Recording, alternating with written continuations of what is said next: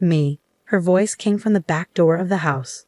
I was confused, and then she appeared, looking pale and unsteady. "What are you doing here?" I was shocked because my mother-in-law had passed away and was cremated the day before. "What's going on?" She slowly signaled me, and I felt a cold sweat on my back. I was so scared my mouth went dry. "Is this a dream?" I shut my eyes tightly, terrified. "My name is Eleanor. Before I met my husband Paul, who is 3 years older than me, I had a lonely life focused on work. When I got sick and went to the hospital, Paul was the doctor who treated me.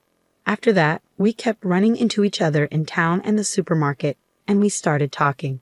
Our relationship quickly turned into marriage. Living with his parents was a surprise. His father, Dean, was the strict director of the hospital where Paul worked. His mother, Aria, was gentle and kind, and she welcomed me warmly. I thought, if Aria is here, I might manage. I became a housewife at Paul's request and wanted to do my best with Aria's help. I hope to have children soon. Paul was excited about becoming a father and kept saying so. After 2 years of marriage, we finally had a baby boy named Logan. "Eleanor, thank you so much," Paul cried happily in the hospital room. But once we were home, he admired Logan from a distance and didn't help with childcare. "Today is your day off, right? Could you feed Logan while I hang the laundry? That's your job. If I do childcare too, what's the point of you being here?" Paul laughed and went back to watching TV. I thought he was joking, but he wasn't. Problems started when Logan cried at night. "I can't sleep because of the noise. Make him stop crying." Paul yelled at me while snapping at the crying Logan. His loud voice only made Logan cry more. I took Logan to the living room to calm him down, but he wouldn't stop. Paul told us to leave. "Don't come back until he quiets down. If I don't get enough sleep, it will affect my work. You're his mother, so handle it." I felt like he was talking about someone else and could only sigh. It was too much. While calming Logan at the park, Aria came to check on us. "Are you okay? I'll take over, so you can rest." "I'm sorry. Thank you," I said. Aria was the only one who understood me since Paul had pushed me away. With her help during those tough nights, I managed to get through, but things didn't get better. When Logan started eating solid food, Dean began to closely manage our finances. "You've been spending too much. Aren't you living too freely on someone else's money?" he scolded. With the added costs for Logan's clothes, diapers, and food, and Dean and Paul's dislike for simple meals, managing the money became hard. I had to cook a variety of dishes, which cost money, but we weren't living extravagantly. The household was strained because Dean and Paul often went out drinking, claiming it was for work. They refused to change their behavior and started giving us less money. "Since you're only doing housework, we don't need to give you extra money," Dean said. "Exactly. Even if your clothes are worn out, you can still wear them. You don't deserve any luxuries like we do." Paul laughed and agreed with his father. For them, drinking out was more important than supporting the family, and we were already struggling with very little money. "If you cut back any more, I'll have to reduce Logan's meals," I said. "Then stop eating yourself. Are you putting your own hunger before your child's?" Dean replied coldly, leaving me speechless. Aria gently put her hand on my shoulder and spoke up. "That's unfair. Eleanor works hard for the family, and it's natural since she stays at home. Is it really fair to expect her to be treated the same as us even though she doesn't earn money?" Aria's words were met with a nod and a smirk from Paul. The kind expression Paul used to have was gone. Proud of being doctors, they looked down on housewives like me. "Then I'll work," Aria said firmly. "Eleanor is busy taking care of the baby, but I can work." Dean looked surprised by Aria's sudden decision. "Times have changed. It's time to stop seeing women as servants. We have value too." "You're quite bold. If you're so determined, I'll find you a good job," Dean said. He smiled at Paul and left the room. Once they were gone, I ran to Aria. "I'm sorry. I should have stood up for myself sooner." "It's okay. I've had enough too. I don't want to see you and Logan suffer anymore." Aria was truly amazing, and I promised myself I would become as strong as she was. Early the next morning, Paul woke me up and took me to Aria's room. "What's going on?" I asked. "Something happened to Mom." Aria won't wake up," Paul said, looking confused and worried. I went to Aria's side, but Paul stopped me firmly. "Dad and I will try to save her, so stay out of the way. Go take care of Logan. Even though his words were harsh, it was best to let the doctors handle it. I waited outside the room with Logan, feeling worried. After a while, Dean came out and told me Aria had passed away. Why did this happen so suddenly? I asked, noticing a bag of medicine by her bedside that she didn't usually take. It doesn't mix well with her usual medication. I always warned her to be careful. Dean's response left me stunned. Everything felt like a blur after that. Dean arranged for Aria to be cremated without a funeral, and even when I protested, Paul stopped me. Stop being selfish. Mom was old. Accidents like this aren't unusual, he said. Even so, not giving your mother a proper farewell, is that really okay with you? You misunderstand. You're also responsible for what happened to Mom. I was shocked by his harsh words. Why would you say that? You made her handle all the housework and childcare. That must have added to her stress. I was too stunned to do anything. Paul, unusually, took out the trash while I was in shock. Dean quickly handled the arrangements and I couldn't properly say goodbye to Aria. I wasn't even allowed to attend the cremation. Dean did it alone. From now on, you'll do all the housework. No more slacking off. Dean's cold words hurt my grieving heart. The day after the cremation, I was still feeling down. But Paul and Dean were cheerfully discussing going to the insurance company. Dad took out life insurance on Mom. We're going to check on it, so make sure you do the housework properly today. Once we know how much we'll get, let's have a big meal tonight. Ignoring their insensitive talk, I kept doing my chores alone. About an hour later, I heard a noise at the back door. Please help me. I heard Aria's voice. Even though she was supposed to be dead, I thought I might be imagining things. I went to check and found Aria standing there. What? How? I was so shocked I couldn't speak. Aria had been cremated the day before.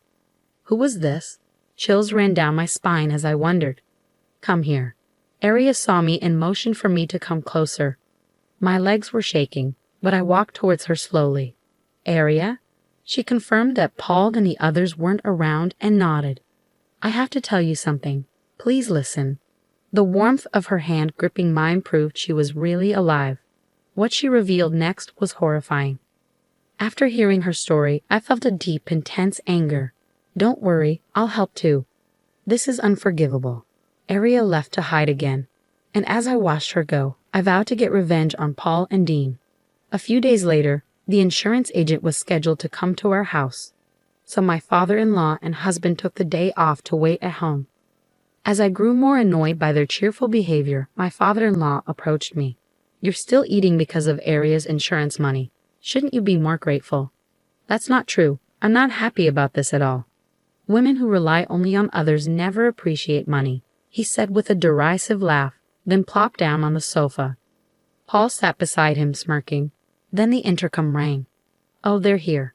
When they went to the door, they froze in shock. What? Why are you here? My husband, pale and trembling, pointed at the person in surprise. It wasn't the insurance agent, but my mother-in-law. I came back because I had unfinished business. Next to her was a man in a suit with a lawyer's badge. That's impossible. I checked her pulse. It had stopped. Paul stammered, clearly flustered. It made sense now. She had been cremated and Paul had even collected her ashes. My mother-in-law then turned to Paul and my father-in-law and spoke quietly. You switched my regular medicine, didn't you? I noticed something was wrong right away. She began to tell the real story behind what happened. It was my father-in-law who had swapped her usual medicine with something else before she went to bed. I haven't forgotten how you laughed while I was suffering, she said. Stammering, my father-in-law tried to deny it. I don't know anything about that.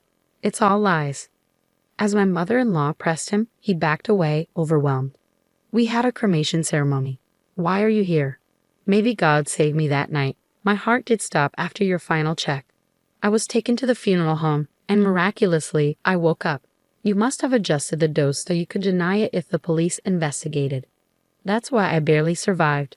Just before being cremated, I made noise inside the coffin and was found by the funeral home staff. Knowing you were behind it, I decided to hide temporarily. The funeral director, an old friend, helped me stage the ceremony. Thanks to their help, you were deceived. She showed them some documents. While hiding, I found out about a $100,000 life insurance policy taken out just months ago. I didn't know about it before.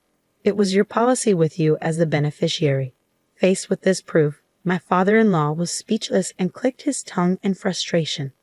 You didn't die as expected, making me look like a fraud. You've embarrassed me. Instead of feeling remorseful, he just blamed her. Unable to take it anymore, I spoke up. That's not all. This is a crime. You tried to kill my mother-in-law. I won't forgive you. Then my husband, who had been trembling, moved behind me and glared at his father. I didn't want to do it, but Dad forced me. I'm a victim too. What? You were involved in the insurance scam? As my father-in-law moved towards Paul, I stepped closer to my mother-in-law. If you hadn't wasted money on cabaret girls, we wouldn't be in this mess. You spent all our savings, I said. You fool. You did the same, ordering expensive drinks and hanging out with young girls. You enjoyed it too. It turned into the most pathetic family argument I ever seen. As we stood there in disbelief, my father-in-law suddenly smirked. Aria said I switched her medication, but there's no proof. The evidence would be long gone now, so you can't prove it. Yeah, I threw the medicine packet out that morning, so it's gone, Paul said, thinking they had found a way out. But they didn't realize I had been waiting for this moment. We signaled the lawyer, who pulled out a plastic bag with the medicine packet. They recognized it immediately. How is it here? I threw it out, Paul said. Yes, but garbage isn't always collected right away, I explained. Paul, who never did housework, didn't know that trash collection schedules vary.